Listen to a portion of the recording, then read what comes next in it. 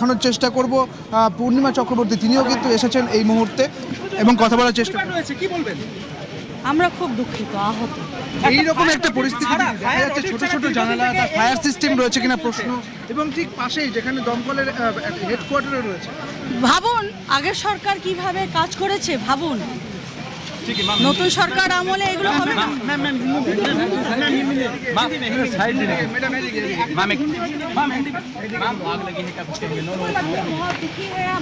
आहत है।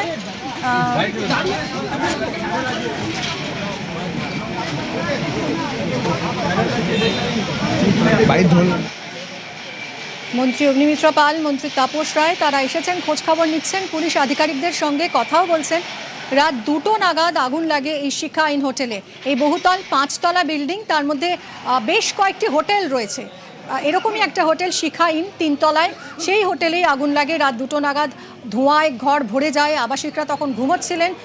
একেবারে পাশেই দমকলের হেডকোয়ার্টার, ফলে দ্রুত দমকল কর্মীরাও চলে আসেন, পুলিশ আসে, আবাসিকদের দ্রুত বের করে আনা সম্ভব হয়।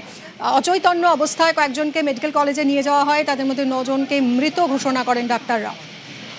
তারাপীঠের অগ্নিকাণ্ডের ঘটনার একেবারে সঙ্গে সঙ্গে সেই রেশ কাটতে না কাটতেই আবারও ভয়াবহ এই অগ্নিকাণ্ড, এবার একেবারে কলকাতার ফ্রি স্কুল স্ট্রিটের এই হোটেলে। এবং গত বছরই আমরা দেখেছিলাম 2025 সালের এপ্রিল মাসে বড়বাজারের ফলপট্টিতে একটি হোটেলে আগুন লেগেছিল, ঋতুরাজ হোটেল। সেবার 14 জনের মৃত্যু হয়েছিল।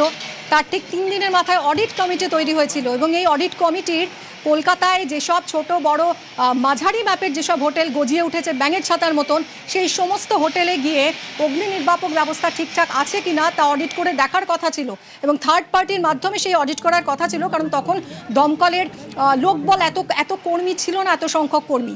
কিন্তু সেই অডিটের কাজ যে ঠিকঠাক হয়নি সেটা একেবারেই স্পষ্ট এই অগ্নিকাণ্ডের ঘটনায়।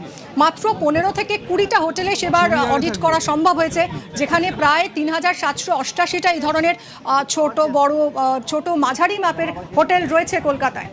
সেখানে মাত্র 15 থেকে 20টা হোটেলেই অডিট করা সম্ভব হয়েছিল। যদি অডিট করা হতো, যেখানে অডিট করার ক্ষেত্রে একটা গুরুত্বপূর্ণ পয়েন্ট ছিল এমার্জেন্সি এক্সিট দেখা। 2 থেকে 3টে এমার্জেন্সি এক্সিট থাকতে হবে, কিন্তু 2 থেকে 3টে এমার্জেন্সি এক্সিট তো ছেড়েই দিন, এই যে হোটেল যেখানে আগুন লেগেছে, এই মর্মান্তিক ঘটনা, সেখানে যে একটা মাত্র বেরোবার পথ ছিল সেটাও অত্যন্ত অপ্রশস্ত, সরু।